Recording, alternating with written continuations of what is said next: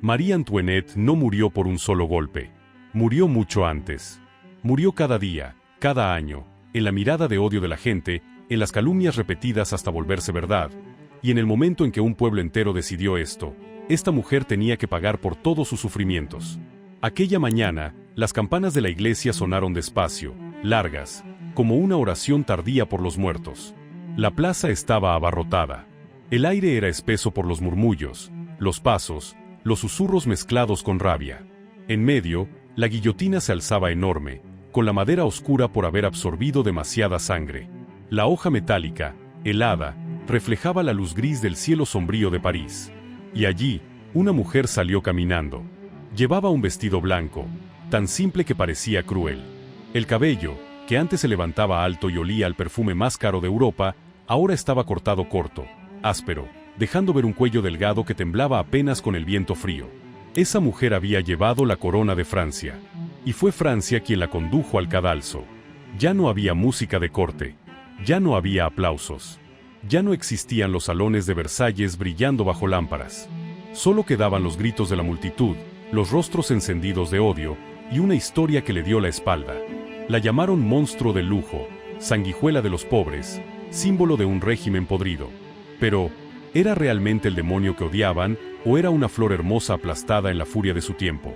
Si alguna vez escuchaste el nombre de María Antoinette unido a la frase «Si no hay pan, que coman pastel», olvídala por un momento. Si siempre la viste como la imagen de un lujo inmoral, deja el juicio en pausa. Porque esta historia no existe para justificarla, ni para condenarla. Es la historia de cómo una persona fue convertida en símbolo, y luego fue asesinada por ese mismo símbolo. Y antes de retroceder en el tiempo, si te gustan las historias reales, si quieres entender que empujó a una reina hermosa hacia aquella muerte fría, dedica un segundo, dale like, comparte este video y suscríbete para apoyar el canal. Cada apoyo ayuda a que historias simplificadas o mal entendidas se cuenten de manera más completa y más justa. Ahora volvamos al inicio. Antes de la guillotina. Antes del odio. Antes de que María Antoinette se convirtiera en enemiga del pueblo. María Antoinette no nació para ser la villana de la historia. Nació para ser una pieza. Una pieza colocada en el tablero de Europa cuando aún no entendía del todo qué significaban el poder y la responsabilidad. Era archiduquesa de la Casa de Habsburgo, una de las dinastías más antiguas y poderosas del continente. Esa casa no gobernaba solo con fuerza, gobernaba con matrimonios, con hijos nacidos para unir alianzas. La madre de María Antoinette era la emperatriz de Austria, una mujer dura, inteligente, con un poder enorme. Para ella, los hijos no eran solo hijos, también eran herramientas para proteger el imperio. María Antoinette creció en un mundo donde el amor materno siempre venía acompañado de deber político, donde cada abrazo podía cargar una expectativa fría. No nació del amor libre, sino de la estrategia. Desde su nacimiento, su destino ya estaba escrito con tinta política. Su infancia transcurrió en la Viena de los palacios. Pasillos largos, habitaciones enormes, jardines recortados con precisión. Tenía todo lo que un niño podría soñar: vestidos bonitos, instrumentos musicales, maestros excelentes, comida abundante. Pero le faltaba algo que no se compra: libertad. Sus días estaban programados. Cada lección apuntaba a un solo objetivo: convertirla en una herramienta diplomática perfecta. Le enseñaron a sonreír en el momento correcto, a caminar con gracia, a hablar para agradar. Pero nadie le enseñó a enfrentarse al odio. Nadie le enseñó a sobrevivir cuando un país entero te da la espalda. Creció rodeada de lujo, sí, pero era un lujo dentro de reglas asfixiantes. El palacio no era un paraíso, era una jaula de oro. Cuando aún era muy joven, le anunciaron su destino. Se casaría con el delfín de Francia. No hubo preguntas del tipo ¿quieres? No hubo elección. Ese matrimonio no buscaba felicidad, buscaba reparar la relación entre dos potencias. Una niña convertida en puente del destino europeo. Para la corte, era un honor. Para María Antoinette, era el inicio de una soledad larga. Dejó Austria siendo demasiado joven. Dejó su idioma, su familia, sus lugares. Entró en un país extraño donde siempre sería mirada con sospecha. Desde ese momento, María Antoinette dejó de ser una niña. Se volvió símbolo. Y la historia, como sabemos, casi nunca es amable con los símbolos. En Viena nadie podía imaginar que aquella niña de cabello claro y sonrisa aún ingenua acabaría un día ante la guillotina, mientras el mismo pueblo que gobernó gritaba pidiendo su vida. Pero la mayor tragedia de María Antoinette no fue su muerte. Fue esto: nunca pudo vivir como una persona común, antes de ser condenada como un monstruo. Y eso era apenas el comienzo. El día en que María Antoinette dejó Austria, el cielo de Viena estaba extrañamente limpio. No había tormenta. No había señales de que una vida estaba a punto de partirse en dos. El carruaje real avanzó despacio por calles conocidas, llevando a una niña de 14 años, con vestido de seda y sombrero de encaje, pero con ojos aún llenos de la sorpresa de una infancia que no había terminado. Para la corte, era un viaje glorioso.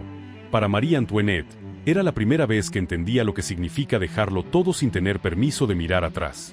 Al llegar a la frontera entre Austria y Francia, empezó el ritual. No era un ritual de bienvenida, era un ritual de borrado. A María Antoinette le exigieron entrar en una sala vacía donde todo lo austríaco debía quedarse atrás. Le quitaron el vestido austríaco.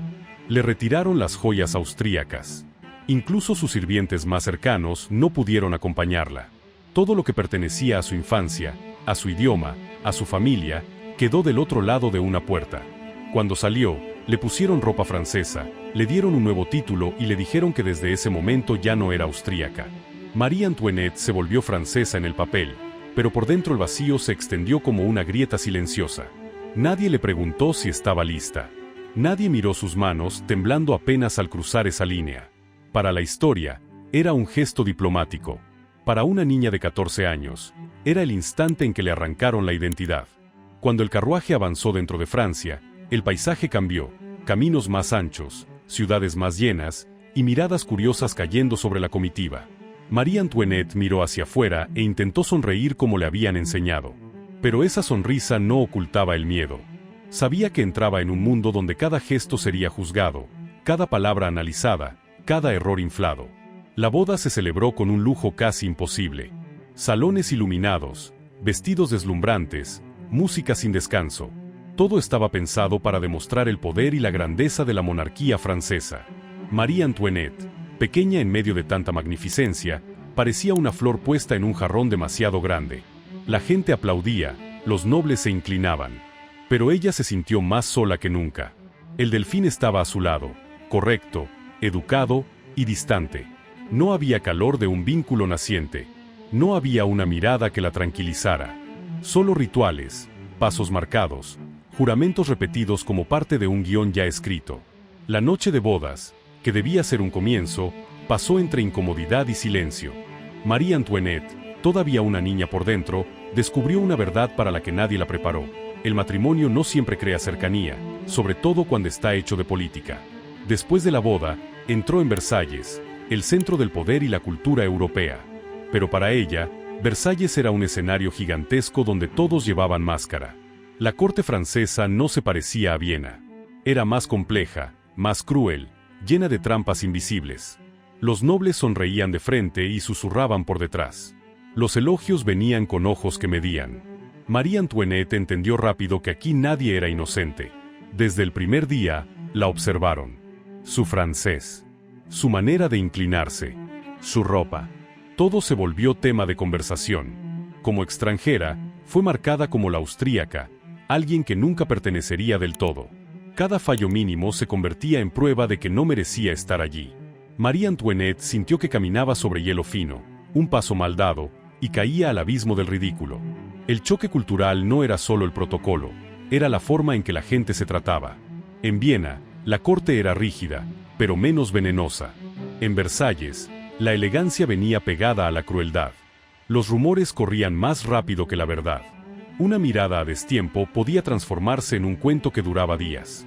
Y María Antoinette, joven e inexperta, no siempre entendía esas reglas ocultas. Cada error sumaba una marca en su imagen. La soledad se volvió más nítida.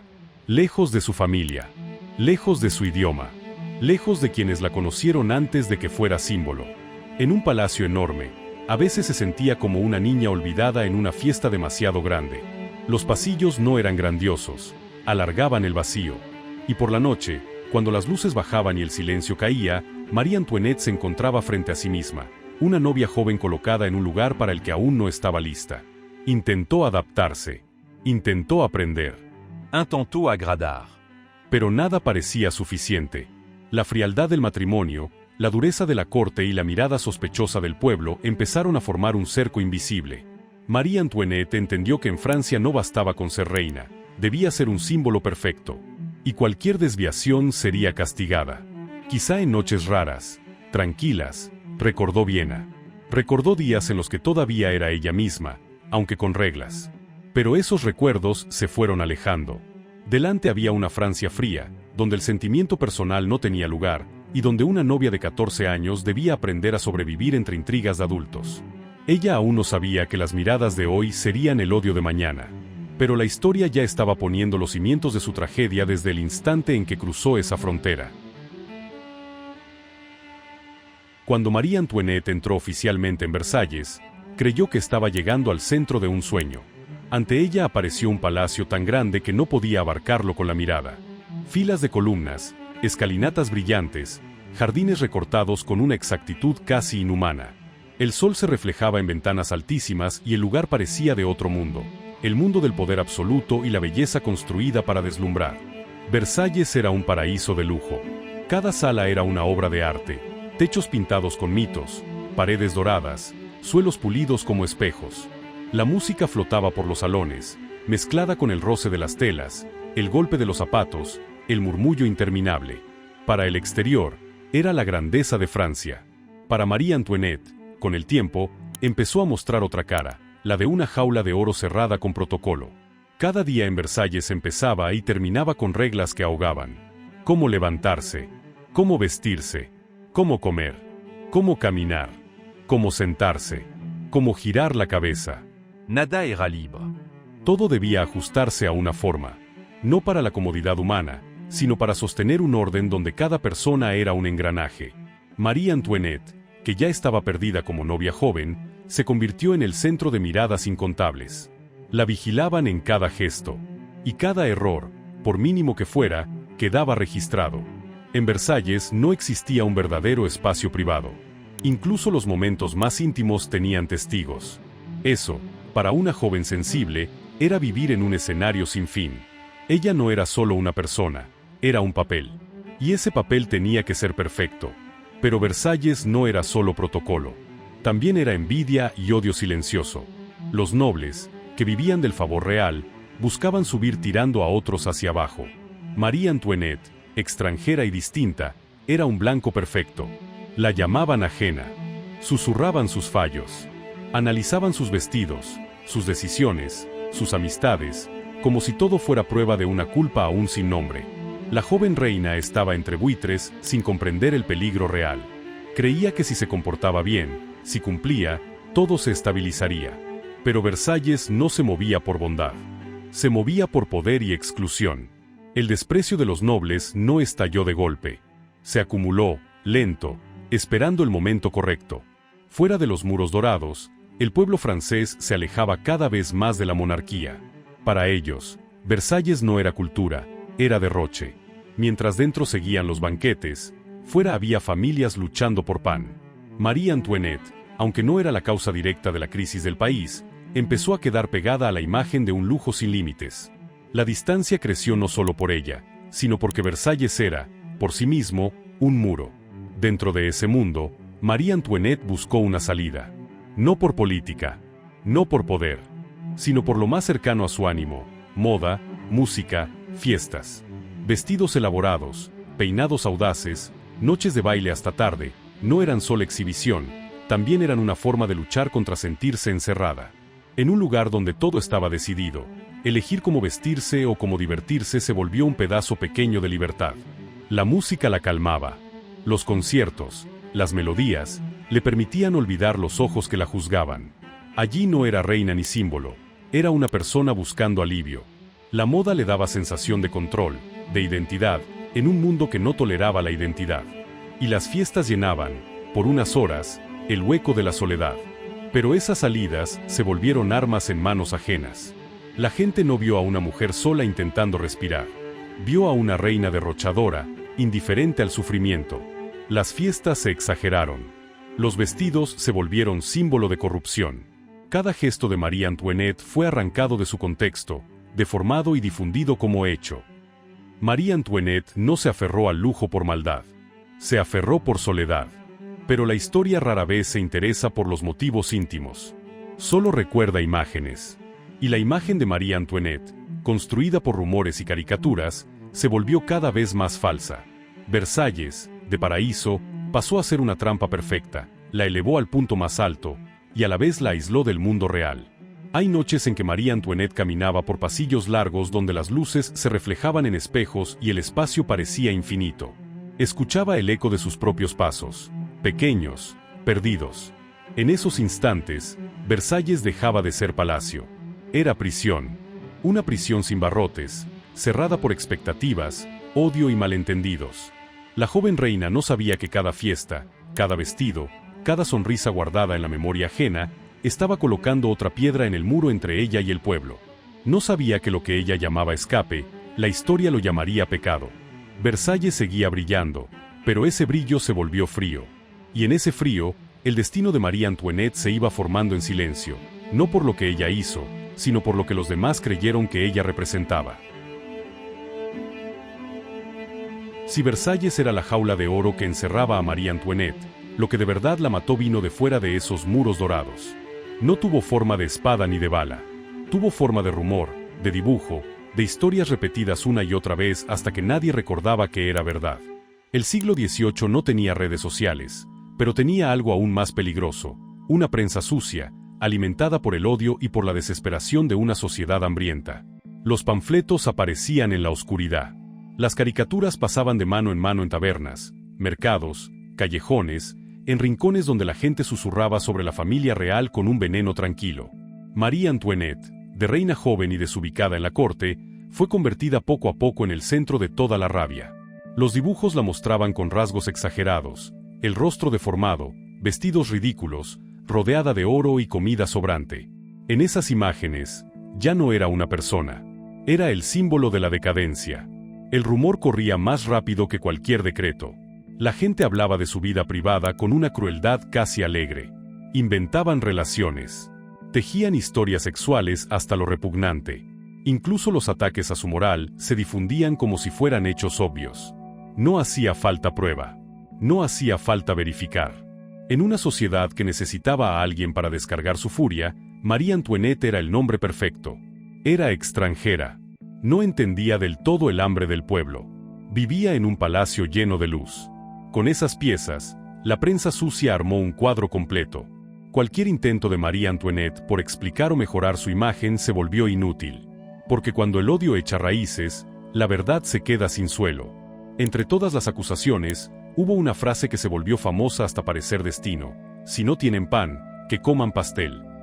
Una línea corta, cortante, como si fuera la prueba definitiva de una indiferencia total ante el hambre. Y esa frase se le pegó a María Antoinette como una sentencia sin juicio. Lo amargo es que ella nunca la dijo. No hay prueba. No existe un registro contemporáneo que lo confirme. Pero la historia popular no vive de la precisión. Vive de símbolo. Esa frase aparece en textos anteriores a María Antoinette, atribuida a otras personas y en otros contextos. Pero cuando se coloca sobre los hombros de una reina odiada, de pronto suena lógica. La gente la cree porque quiere creerla. Y cuando esa creencia se extiende, se convierte en verdad dentro de la cabeza de la multitud.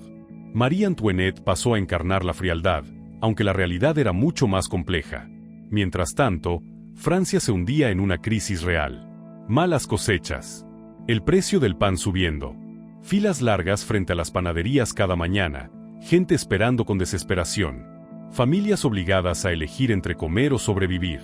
Y en medio de eso, la imagen de Versalles iluminado cada noche era el combustible perfecto. El pueblo tenía hambre, el palacio tenía luz.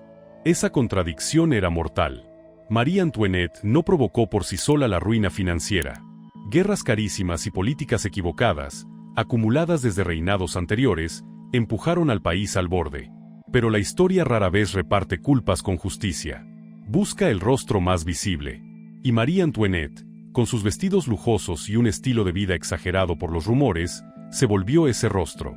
Cada fiesta en Versalles, grande o pequeña, era inflada hasta parecer un despilfarro cruel. Cada vestido nuevo se convertía en prueba de inmoralidad. Cada música en palacio era presentada como burla contra quienes pasaban hambre fuera. Nadie preguntaba si ella comprendía de verdad la situación del país. A nadie le interesaban los gestos discretos con los que pudo ayudar a personas o causas. Esos detalles no encajaban en la historia que la sociedad quería oír. La prensa sucia del siglo XVIII no solo manchaba reputaciones, construía la realidad. Caricaturas colgadas en lugares públicos. Textos anónimos leídos en voz alta en tabernas. Niños creciendo con la imagen de una reina avara. Adultos transmitiendo el odio como si fuera herencia. Marie Antoinette se volvió un nombre que bastaba pronunciar para encender la rabia colectiva. Lo más trágico es que ella casi no podía luchar contra esa ola. Vivía dentro de un sistema donde la monarquía rara vez hablaba directamente con el pueblo. Cualquier mensaje pasaba por capas de intermediarios y llegaba deformado. En cambio, el rumor no necesitaba intermediarios. Iba directo de una boca a un oído, rápido, simple, cargado de emoción. Marie Antoinette empezó a sentir el cambio. En Versalles el aire se volvió más pesado. Las pocas salidas ya no eran recibidas con curiosidad, sino con frialdad.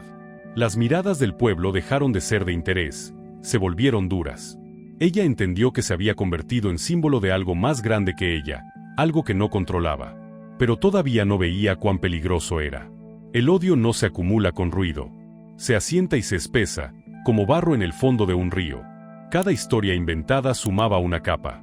Cada contraste entre pobreza y lujo apretaba más. Y llega un momento en que basta un toque pequeño para que todo estalle. Marie Antoinette, aunque seguía viva, ya estaba condenada en la mente de millones. En Versalles las luces seguían encendidas. La música seguía sonando. Pero esos sonidos cada vez parecían más fuera de lugar en un país que se partía. Marie Antoinette ya no era solo reina. Era el símbolo de toda injusticia, fuese justo o no. Y otra vez la historia se preparaba para moverse de la forma más cruel. La imagen de la reina derrochadora ya estaba hecha, repetida, grabada. Desde ese momento, el destino de Marie Antoinette dejó de estar en sus manos. Pasó a estar en manos de la multitud. Y la multitud, cuando cree que por fin encontró a su enemigo, no se detiene hasta destruirlo. Entre acusaciones, caricaturas y miradas de odio que rodeaban a Marie Antoinette, hay algo que muchos no quisieron recordar: también era madre. No un símbolo, no una figura de dibujo, sino una mujer real, con deseo de amar y ser amada, en un mundo que le quitó eso demasiado pronto. Los primeros años de su matrimonio transcurrieron bajo una presión brutal. A la corte francesa no le importaba cómo se sentía. Lo único que importaba era un heredero. Cada día sin buenas noticias hacía más densas las miradas y los comentarios en los pasillos. Era estéril, no cumplía, no merecía el lugar. Para una mujer joven, eso no era solo insulto, era humillación pública. Marie Antoinette cargó esa vergüenza en silencio. No tenía derecho a explicarse. No tenía derecho a resistirse. En una sociedad donde el valor de una reina se medía por su capacidad de dar un hijo varón, no tener hijos era fracasar. Y esa presión no duró semanas, duró años, mordiendo su ánimo poco a poco. Mientras tanto, la imagen de reina derrochadora se hacía más fácil de creer, porque el mundo siempre está dispuesto a convertir cualquier falla en pecado. Cuando nació su primer hijo, hubo un instante raro en el que pudo sentirse viva de verdad. No como reina, no como símbolo. Solo como madre, con un cuerpo pequeño en los brazos, ese calor pegado al pecho. En ese momento, los susurros parecían alejarse. Ella miró al bebé y, por primera vez en años, tuvo una razón para existir que no era política. Esa felicidad no fue ruidosa. No se parecía a las fiestas de Versalles. Era silenciosa, frágil, pero real. Marie Antoinette pasó más tiempo con sus hijos de lo que la corte esperaba. Le gustaba estar cerca, mirar los gestos mínimos, escuchar la risa. En el mundo de sus hijos, no la juzgaban por su origen, por su ropa, por los rumores. Allí solo era mamá. Con más hijos, su instinto de madre se volvió todavía más fuerte. Quiso protegerlos del mundo lleno de odio que la rodeaba. Quiso darles una infancia tranquila, aunque ella misma nunca la tuvo completa. La familia, en esos momentos, fue su único refugio, un lugar donde podía quitarse la máscara. En lo cotidiano, ella no era como la caricatura. Le gustaban cosas simples: pasear, música suave, hablar con sus hijos. Soñó con una vida con menos ceremonia, menos ojos encima. Para quien vive fuera, Eso puede parecer pequeño. Para alguien encerrada en la jaula de oro de Versalles, era la necesidad básica de respirar. Empezó a buscar espacios más privados, donde pudiera ser madre y no reina. Allí no tenía que actuar. No tenía que probar nada. Leía a los niños, jugaba con ellos, y en esos momentos el tiempo parecía detenerse. Pero el mundo de fuera no se detenía con ella. Lo cruel es que esos momentos humanos casi no dejaron huella pública. No aparecen en caricaturas. No están en panfletos de odio. Nadie contó que lloró cuando un hijo enfermó. Nadie recordó noches en vela junto a una cama. Esos detalles no servían para la historia de una monstruo. La imagen de la reina derrochadora ya estaba clavada en la mente social. Era demasiado útil para ser reemplazada. Aunque María Antoinette viviera con más sencillez o se refugiara en su familia, para muchos eso era teatro. El odio no permite que el enemigo se vea complejo. Ella fue entendiendo algo doloroso. Ser madre no la salvaba del prejuicio. Podía ser una buena madre y, aún así, el mundo no quería verlo. Necesitaban un símbolo al que culpar. Y ese símbolo estaba demasiado bien construido para romperse. Cuanto más amaba a sus hijos, más miedo tenía. Miedo por su futuro en una Francia que se agrietaba. Miedo de que el odio hacia ella les alcanzara. Y ese miedo tenía razón. Porque cuando una sociedad decide que alguien es enemigo, rara vez se detiene en esa sola persona. Así, los años de maternidad, que deberían haber sido los más felices, se volvieron los más angustiantes. María Antoinette vivió partida en dos. En privado era madre, en público era la malvada. Esos dos mundos se separaron cada vez más, y ya no hubo forma de unirlos. Y al final, lo entendió, era tarde. Fuera quien fuera en su vida íntima, por mucho que amara, la imagen aceptada por la sociedad no cambiaría. Ya no la miraban como persona, sino como símbolo de todo lo que estaba mal. Y en los ojos de la multitud no hay lugar para la complejidad, ni para el instinto de madre. La tragedia de María Antoinette no fue solo la muerte que venía. Fue que sus momentos más humanos, los más dignos de compasión, quedaron invisibles ante la historia popular. Y cuando a alguien le quitan el derecho de ser visto como humano, el final trágico solo se vuelve cuestión de tiempo. María Antoinette no llevó a Francia al borde del colapso. Pero cuando Francia empezó a derrumbarse, su nombre fue el primero que se gritó. La historia a veces no busca la causa real, busca un rostro claro que cargue con todas las culpas. Y en un país hambriento, furioso y desesperado, ese rostro fue la reina. La crisis financiera no apareció de un día para otro. Fue el resultado de décadas de guerras caras, políticas enredadas y un sistema fiscal injusto que aplastaba a los pobres. El tesoro se vació. El pan subió.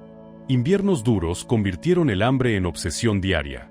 Pero los números fríos no encienden la rabia como lo hacen las imágenes. Y la imagen constante era esta: Versalles seguía iluminado. María Antoinette se volvió el espejo de toda indignación. Ella no diseñó los impuestos. Ella no decidió guerras eternas. Pero vivía en palacio. Vestía bien. Estaba pegada al lujo. Y eso bastó. En la crisis, la razón retrocede y el sentimiento manda. Nadie quería un análisis económico. Querían a alguien que pagara. Y la reina, extranjera, odiada desde hacía años, era la opción perfecta. El rumor dejó de ser susurro. Empezó a gritar. Los panfletos se multiplicaron con lenguaje incendiario. Las caricaturas dejaron la insinuación, se volvieron directas, groseras, con nombre y apellido. María Antoinette aparecía como vampiro del pueblo, como monstruo coronado. En esos dibujos no tenía hijos, no tenía miedo, no tenía lágrimas. Solo tenía culpa. Entonces estalló la revolución. No como una ceremonia elegante de la historia, sino como una inundación. Reuniones se volvieron protestas. Protestas se volvieron disturbios. La multitud llenó las calles con banderas, consignas y una rabia guardada demasiado tiempo. La monarquía se tambaleó día a día. Los símbolos intocables empezaron a romperse. En ese caos, María Antoinette dejó de ser reina a los ojos del pueblo. Se volvió enemiga. Todo movimiento de la familia real era leído de la peor manera. El silencio era desprecio.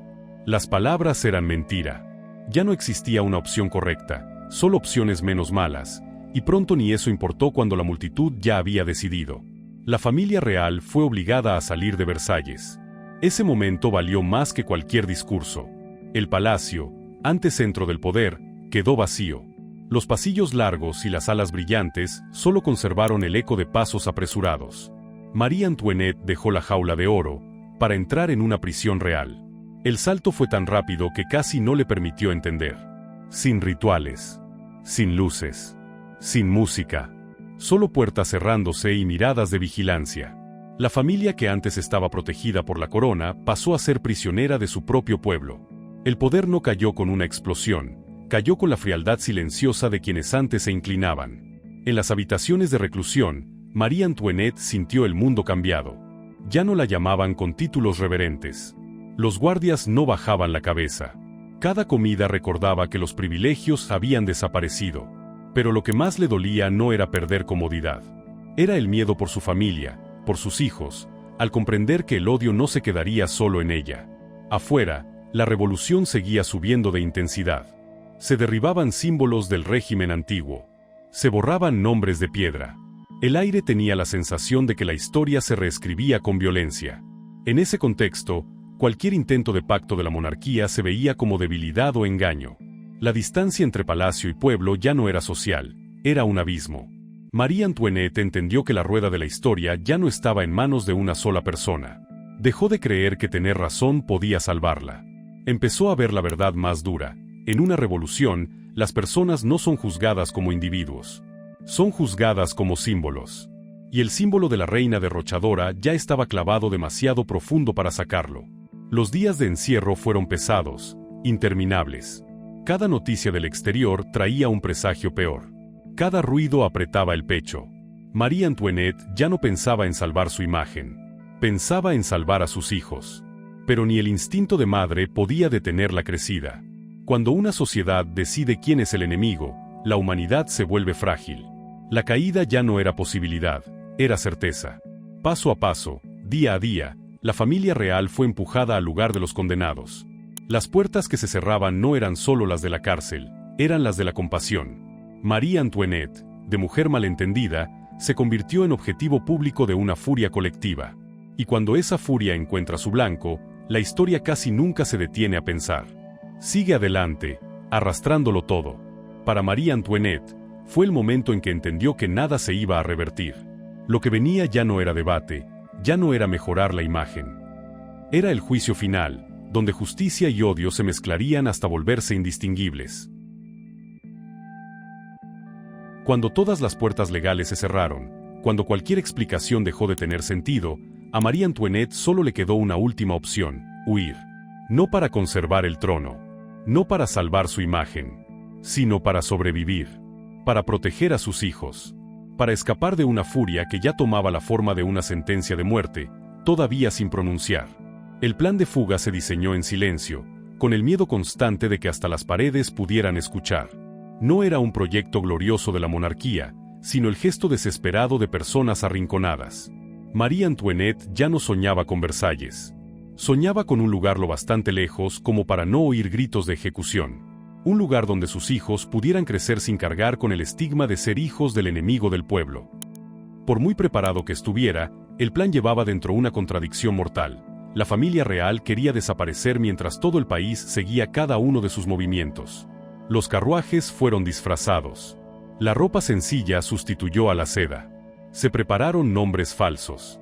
Pero había cosas imposibles de ocultar: la torpeza de quienes nunca habían vivido como fugitivos y el rastro de una condición que había estado demasiado alto. La noche de la huida no tuvo nada de aventura. Fue pesada, tensa. Cada minuto traía el miedo de ser descubiertos. María Antoinette miró a sus hijos en la oscuridad y trató de mantenerse serena. Sabía que era la última apuesta. No había margen de error. No había plan B. Si fallaban, todo terminaría. Y la historia no le dio una segunda oportunidad. Los reconocieron. No por un gran error, sino por detalles pequeños que no se podían borrar. Una mirada de sospecha. Un gesto que no encajaba con el papel adoptado. Un reconocimiento tardío, pero suficiente para poner en marcha la persecución. Cuando la noticia se extendió, la familia real está huyendo, no despertó compasión. Désatouillera. Para el pueblo, aquella huida dejó de verse como el intento de supervivencia de una familia desesperada. Se convirtió en la prueba final de la traición. Se escapan. No les importa Francia. Temen a la justicia. Esas frases corrieron más rápido que cualquier defensa. En la mente de la multitud, huir ya era confesar. Cuando los capturaron, no hubo vacilación en los ojos de los guardias. No hubo ceremonia. No hubo distancia entre reyes y súbditos. María Antoinette lo vio con claridad. Ya no era la reina odiada. Se había convertido en una delincuente nacional. La confianza, ya frágil, se derrumbó por completo. Quienes aún dudaban entre el odio y la sospecha encontraron al fin una razón para creer que tenían razón. La prensa revolucionaria no perdió la ocasión. La huida fue subrayada, ampliada, convertida en símbolo de antipatria. María Antoinette ya no tuvo espacio para explicar que huía por miedo a lo que podían hacerles a sus hijos. En un estallido de furia colectiva, la historia no escucha motivos personales. Desde ese momento, todo cambió: el trato, las palabras, las miradas. Dejó de ser nombrada con títulos. Nadie fingió respeto. Las puertas de la prisión se cerraron no solo con hierro, sino con una ruptura total con el pasado. María Antoinette entendió que el último hilo que la unía a la posibilidad de clemencia se había cortado. En la cárcel, el tiempo avanzó lento y pesado. Ya no había esperanza de escapar. Ya no había planes. Solo espera. Espera de algo que no se atrevía a llamar por su nombre, pero que sentía con precisión. Recordó la fuga fallida no como un error táctico, sino como un giro de destino. Si antes la historia todavía podía abrir varias rutas, ahora el camino quedaba recto, frío, sin desvíos. María Antoinette dejó de creer que podía cambiar su imagen ante el público. Dejó de confiar en que la razón vencería. En una revolución, la emoción decide el destino. Y la emoción del pueblo, en ese punto, era rabia, sensación de traición, deseo de castigo. Necesitaban un final. Y ese final se volvía cada día más evidente.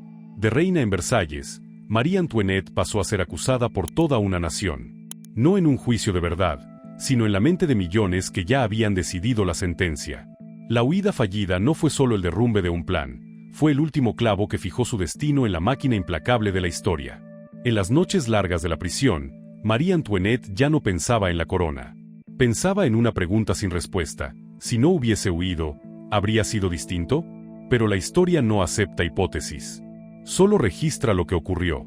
Y lo que ocurrió fue esto: desde el instante en que la capturaron, María Antoinette dejó de ser vista como una persona que se equivocó.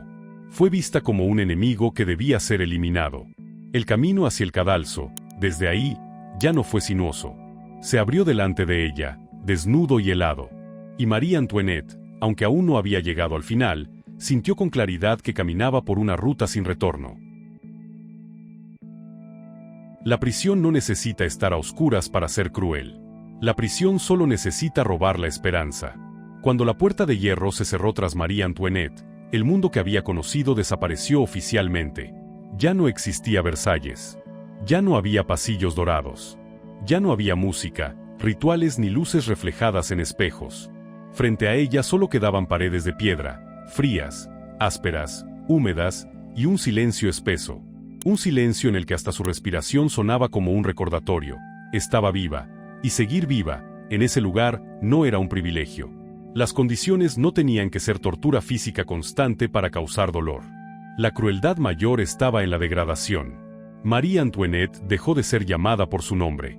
Sin título, sin tratamiento, sin distancia con quienes la vigilaban.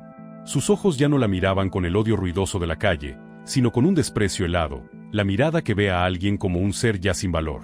La observaban todo el tiempo. No había intimidad. No existía un rincón donde escapar de los ojos. Vigilaban hasta los gestos más pequeños, como si temieran que incluso en silencio ella siguiera teniendo poder. María Antoinette, castigada antes por ser demasiado visible, ahora era castigada por no tener permitido desaparecer. Pero el dolor más grande no venía de la piedra ni de las miradas. Venía de la decisión más cruel que la revolución tomó contra ella: separarla de su hijo. No hubo escándalo. No hubo anuncio solemne. Solo una orden fría, ejecutada como si fuera lo más normal. Se llevaron a su hijo. No porque fuera culpable, sino porque era su hijo.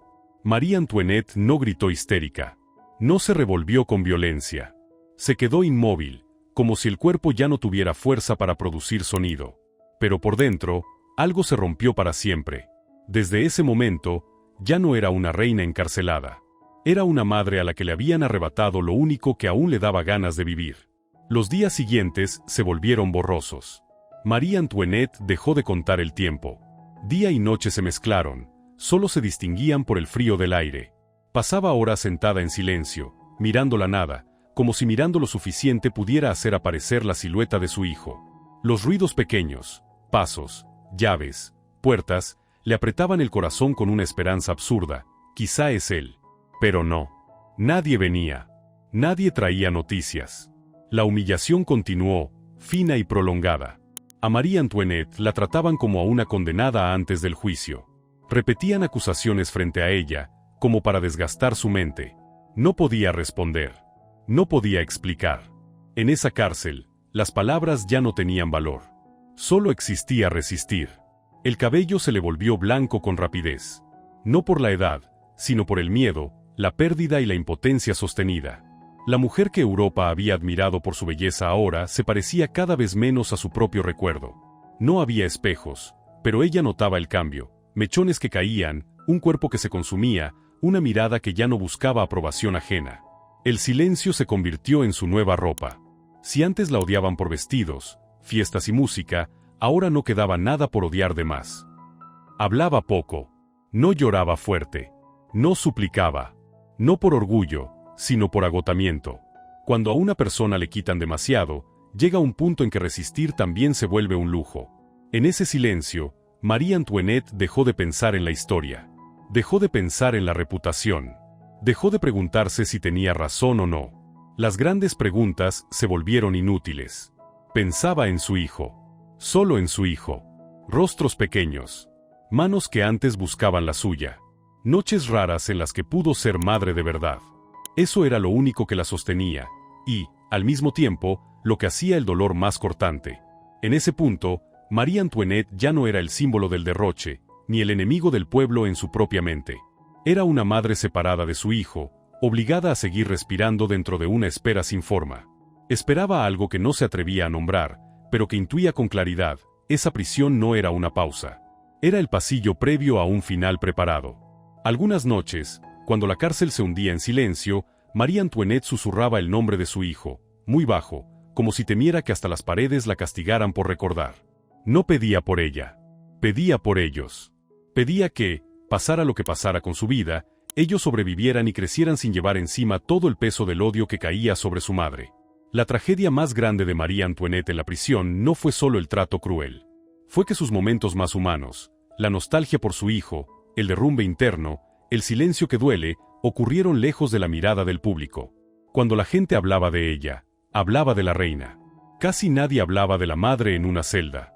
La cárcel hizo lo que la propaganda y la multitud aún no habían completado. Quebró a María Antoinette desde dentro. Sin golpes constantes. Sin interrogatorios interminables. Bastó con llevarse a su hijo, robarle la esperanza y obligarla a vivir dentro de eso día tras día. Cuando una flor ha sido deshojada, no hace falta un gran viento para que caiga. Cae sola, en silencio. María Antoinette, en aquella prisión fría, cayó fuera de todo título. Y en esa caída, ya no fue reina ni símbolo, fue una persona atrapada por una historia sin salida. Lo que venía ya no estaba borroso. El juicio se acercaba. No para buscar la verdad, sino para cerrar un relato que la sociedad había decidido desde hacía tiempo. Y María Antoinette, madre silenciosa en la cárcel, entendió que lo único que podía hacer ahora era prepararse para salir de un mundo al que llegó siendo una novia de 14 años, demasiado joven para saber que la historia nunca tiene piedad. El juicio de María Antoinette no empezó en la sala. Empezó mucho antes, en caricaturas, en rumores venenosos, en la rabia acumulada de una sociedad que decidió que esa mujer debía morir. Cuando se abrió la puerta del tribunal, la sentencia ya existía en la mente de todos. El juicio solo era el último ritual para legalizar una muerte que ya había sido aceptada. El ambiente estaba cargado, no solo por la gente, sino por el odio. Las miradas hacia María Antoinette no tenían la curiosidad de la justicia, sino el placer oscuro de ver caer por completo a un símbolo. Ya no había reina. Ya no había corona. Ante ello solo había una mujer delgada, envejecida antes de tiempo, consumida por la cárcel y la pérdida. Las acusaciones se leyeron una tras otra, como cuchillos afilados: traición, complicidad con el enemigo, sabotaje del país. Déroche. Dilapidación de recursos. Eran palabras conocidas, llevaban años repitiéndose en panfletos y rumores. Pero el juicio necesitaba algo más brutal, algo que cerrara cualquier posibilidad de compasión. Entonces llegó la acusación de incesto. Por un instante, la sala se quedó quieta. No por respeto, sino porque la crueldad era demasiado desnuda. No era solo matar a María Antoinette, era destruir su dignidad ante el público. Acusar a una madre del acto más repugnante imaginable. No hacía falta prueba sólida. No hacía falta un testigo confiable. Bastaba con decirlo en voz alta frente a una multitud sedienta. María Antoinette escuchó como si oyera un idioma ajeno. Estaba acostumbrada a la calumnia, a acusaciones sin base. Pero aquello tocaba el último lugar vivo dentro de ella, la maternidad. Y en un momento raro, su silencio dejó de ser resignación, se convirtió en horror.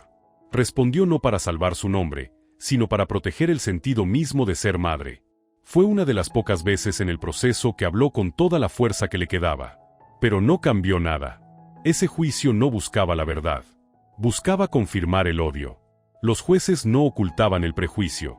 No preguntaban para entender, sino para condenar. Cada frase que María Antoinette decía era cortada, deformada o ignorada. No había espacio para defenderse. No había duda real. No era un juicio de leyes. Era el juicio de la multitud, disfrazado de justicia. Ella lo comprendió con claridad. No de golpe, sino paso a paso, en cada pregunta humillante, en cada mirada que no esperaba una respuesta, en la manera en que todo avanzaba como una obra ensayada. Ella no era una acusada, era el personaje principal de un final ya escrito. El cuerpo estaba agotado, la mente, erosionada por meses. Pero en ese momento surgió una lucidez fría, iba a morir. No por lo que hubiera hecho, sino por lo que representaba. Ese juicio no podía terminar con absolución, porque eso destruiría el relato que la revolución necesitaba para sostenerse. Los presentes no necesitaban pruebas. Necesitaban un cierre. Una cabeza que cayera para demostrar que el viejo tiempo había terminado. Y la mujer frente a ellos era ese cierre. María Antoinette dejó de intentar convencer. No suplicó. No se derrumbó en llanto teatral. No por orgullo, sino porque entendía la inutilidad. Cuando la justicia se reemplaza por el odio, las palabras se vuelven eco en el vacío. Permaneció allí, callada, como si ya se hubiera separado de la sala, de la multitud, del mundo que la estaba condenando. En esos minutos, no pensó en Francia. No pensó en la historia. Pensó en sus hijos, en si sobrevivirían a esa ola de rabia.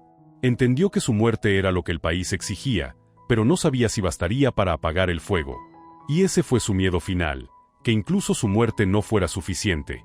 El final del juicio no trajo sorpresas. No hubo giro.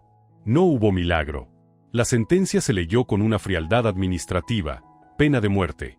María Antoinette quedaba condenada, no como reina caída, sino como enemiga del pueblo. En ese instante, el mundo no se derrumbó ante sus ojos. Ya se había derrumbado hacía tiempo. Lo que ocurrió fue una confirmación. Todas las puertas estaban cerradas. El tiempo que quedaba podía contarse en días, en horas. Una vida iniciada en el lujo terminaría en la frialdad absoluta. María Antoinette salió del tribunal no como una derrotada, sino como alguien que miró de frente su destino y ya no tuvo ilusiones. Ese juicio injusto no solo la condenó a ella, condenó a una época donde la justicia se convirtió en herramienta del odio y la vida humana fue triturada para saciar la rabia colectiva. El momento en que supo con certeza que iba a morir no fue de pánico. Fue un silencio aterrador. Porque cuando alguien sabe que la muerte está delante, el miedo se transforma en vacío. Y en ese vacío, María Antoinette ya no fue reina ni acusada. Fue una mujer a punto de ser borrada por la historia, no por una culpa probada, sino porque la historia necesitaba un precio. La última mañana de María Antoinette llegó sin trompetas ni tambores. No hubo campanas de palacio marcando el inicio del día. No hubo sirvientes esperando tras la puerta. Solo una luz gris, débil, que se colaba por la pequeña ventana de la celda, lo suficiente para revelar las paredes de piedra heladas y la silueta frágil de una mujer que había llegado al final de su vida. Se despertó muy temprano, o quizá no durmió. En la noche, el tiempo había dejado de significar algo. Cuando la muerte se vuelve segura, la gente deja de contar las horas. Solo siente cada respiración. María Antoinette se levantó despacio, como si cada movimiento debiera ser medido. No por miedo, sino porque su cuerpo estaba demasiado cansado. Meses de encierro, pérdidas y derrumbe interior habían vaciado sus fuerzas desde hacía tiempo. Le dieron un vestido blanco, sin encajes, sin joyas, sin ningún rastro de realeza. Ese blanco no era el color de una boda ni de una fiesta. Era el color de un sudario en vida, el color de un final ya preparado. María Antoinette se lo puso en silencio, sin protestar, sin comentar. Toda resistencia se había vuelto inútil. En ese instante, no pensó en cuántos vestidos brillantes había tenido. Aquello pertenecía a otra vida, lejana como un sueño. Después, le cortaron el cabello. No lo cortaron con delicadeza, como un cuidado ceremonial. Lo cortaron para dejar al descubierto el cuello, el lugar por donde pasaría la hoja. Los mechones ya blanqueados cayeron al suelo, mezclándose con la suciedad de la celda. El cabello de la mujer que Europa había celebrado por su belleza quedó allí, sin valor, sin que nadie lo recogiera. Marie-Antoinette nos giró la cabeza. No necesitaba mirar para saber que el último resto del pasado acababa de ser arrancado. Cuando todo estuvo listo, la puerta se abrió. Sin más demora. Sin ritual. Solo una orden ejecutada. María Antoinette salió, despacio pero sin temblar. Si había miedo, lo guardó en lo más hondo, sin dejarlo asomar. Le habían quitado todo, títulos, familia, futuro, pero quedaba una cosa que aún conservaba, el derecho a elegir cómo mirar a la muerte de frente. El camino hacia el patíbulo no era largo, pero bastaba para que la historia concentrara todas las miradas en una sola persona. La multitud ya estaba allí, apretada, empujándose, gritando. Los abucheos se mezclaban con una curiosidad enferma. Ya no era una ejecución cualquiera. Era un ritual colectivo, una sociedad convencida de que, viendo morir a una mujer, podría descargar años de rabia acumulada. María Antoinette oyó su nombre, pero no dicho como el de una persona. Era un nombre convertido en insulto, en odio, en sentencia pronunciada desde hacía tiempo. No respondió.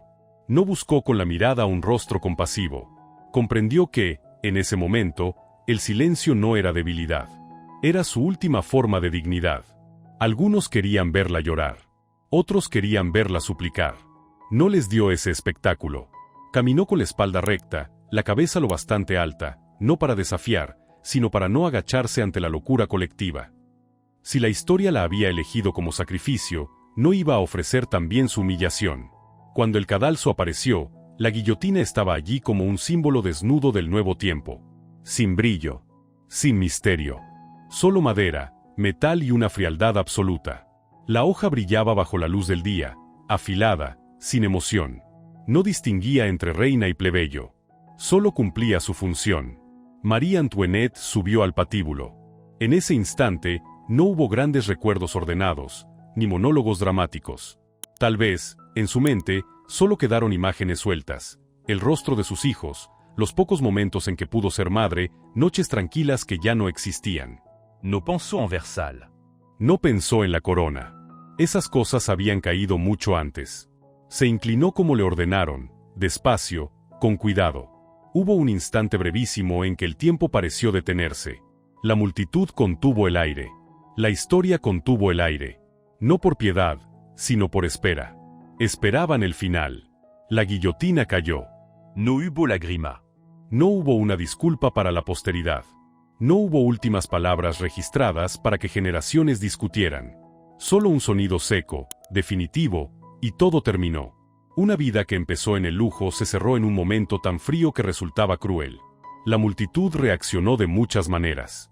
Hubo gritos de celebración. Hubo suspiros de alivio. Hubo rostros vacíos, sin emoción. Pero no llegó ninguna liberación colectiva real. La muerte de María Antoinette no borró el hambre, no curó las injusticias, no trajo paz inmediata. Solo cerró un capítulo de la historia con sangre. La flor cayó. No en gloria. No en una tragedia romántica. Sino en el silencio de un sistema que decidió que la muerte de una persona era necesaria para sostener un relato. María Antoinette no murió como reina. Murió como alguien a quien le arrebataron el derecho a ser compleja, el derecho a ser comprendida, el derecho a equivocarse sin pagar con la vida. Y cuando la hoja terminó su trabajo, la historia giró la cara de inmediato. No se detuvo a preguntar si era justo. No miró atrás para ver a la mujer que acababa de caer. La historia siempre avanza, arrastrando cadáveres que considera necesarios. Pero en el breve hueco de silencio después del final, quedó una verdad imposible de negar. Francia mató un símbolo que ella misma había creado. Y al matar ese símbolo, también mató a una persona, la novia de 14 años, la madre, la flor hermosa aplastada bajo la furia de una época. Cuando la hoja cayó y la multitud empezó a dispersarse, la historia no se detuvo a llorar. Siguió hacia adelante, fría y apresurada, como si la muerte de una persona, aunque hubiera llevado corona, fuera apenas un punto pequeño dentro del torrente inmenso del tiempo. Pero justo en ese silencio posterior, empezó a resonar la pregunta verdadera, insistente y difícil de responder. Qui mató a Marie Antoinette? Hay quien dice, el pueblo. Que fueron los gritos, las miradas de odio, los brazos en alto en el día de la ejecución los que la remataron. Era la rabia de los hambrientos, de los oprimidos durante demasiado tiempo, de quienes creían que con una cabeza cayendo, la justicia se instalaría por fin. En ese instante, la multitud no vio a una mujer. Vio el símbolo de todo el dolor que había soportado. Hay quien dice, la revolución. Una máquina histórica que se alimentaba de ideales elevados, pero se movía con sangre. La revolución necesitaba un enemigo para probar su legitimidad. Y Marie Antoinette, con todo lo que representaba, fuera cierto o no, se volvió el sacrificio perfecto. El juicio, la sentencia, la guillotina, todo fue parte de un rito para afirmar que el mundo viejo había terminado, aunque el precio fuera la vida de una persona concreta. Pero si miramos más profundo, quizá el primer ladrillo de esa muerte lo colocó el propio sistema feudal. Un sistema que no criaba personas para vivir, sino para representar. Marie Antoinette no eligió ser reina. La pusieron ahí cuando aún era una niña. Le enseñaron a sonreír, a callar, a convertirse en símbolo, pero nunca le enseñaron a existir como ser humano dentro de una tormenta de odio. Cuando ese sistema cayó, quienes estaban pegados a él fueron arrastrados con él, sin salida. Entonces, Marie Antoinette fue víctima o culpable. No fue absolutamente inocente. Vivió en el lujo mientras el país pasaba hambre. No comprendió del todo el sufrimiento del pueblo. Se equivocó, como cualquiera que nace dentro del privilegio. Pero tampoco fue el monstruo que la historia popular dibujó. No creó la crisis financiera. No diseñó el sistema de opresión. Y, sobre todo, no era la encarnación del mal que su muerte pudiera borrar de golpe todas las injusticias. Marie Antoinette fue una persona nacida en el momento equivocado. Una mujer arrojada al centro del poder y del odio cuando era demasiado joven para entender que la historia no perdona la ingenuidad. La odiaron no solo por lo que hizo, sino por lo que la sociedad necesitaba que representara. Una vez pegada al retrato de bruja, cada gesto suyo, incluso la maternidad, incluso intentos de vida más simple, se volvió invisible. La tragedia de Marie Antoinette no está en la guillotina. Está en el camino hacia ella. Un camino donde, capa por capa, le arrancaron lo humano, de novia de 14 años a reina sola, de madre desesperada acusada en un juicio que no buscaba la verdad. Cuando subió al cadalso, ya había perdido casi todo, excepto una última cosa, la manera en que miró a la muerte. Sin gritar, sin suplicar, sin actuar como víctima. El silencio de Marie Antoinette en el último instante no fue arrogancia. Fue la aceptación helada de alguien que entendió que la historia ya había decidido su papel. Y ese silencio hace su final más inquietante que cualquier testamento. Si Marie Antoinette hubiera nacido en otra época, ¿habría muerto? Nadie puede responderlo con certeza. Pero esa pregunta nos obliga a mirar cómo funciona la historia, cómo una sociedad puede convertir a una persona en símbolo y luego destruir ese símbolo para calmar su propia ira. Nos recuerda que, entre justicia y venganza, la frontera a veces es tan delgada que asusta. Marie Antoinette no murió por el lujo. Murió porque el mundo entero le dio la espalda. Y si has llegado hasta aquí, significa que has dedicado tiempo a una vida que durante mucho tiempo se contó en una sola dirección, simplificada, torcida. Si crees que estas historias deben contarse con más matices y más justicia, deja un like, comparte el video y suscríbete al canal para apoyar nuestro camino. Cada apoyo tuyo no solo ayuda al canal a seguir adelante, también da una segunda mirada a quienes fueron juzgados demasiado rápido por la historia, no como símbolos, sino como personas reales.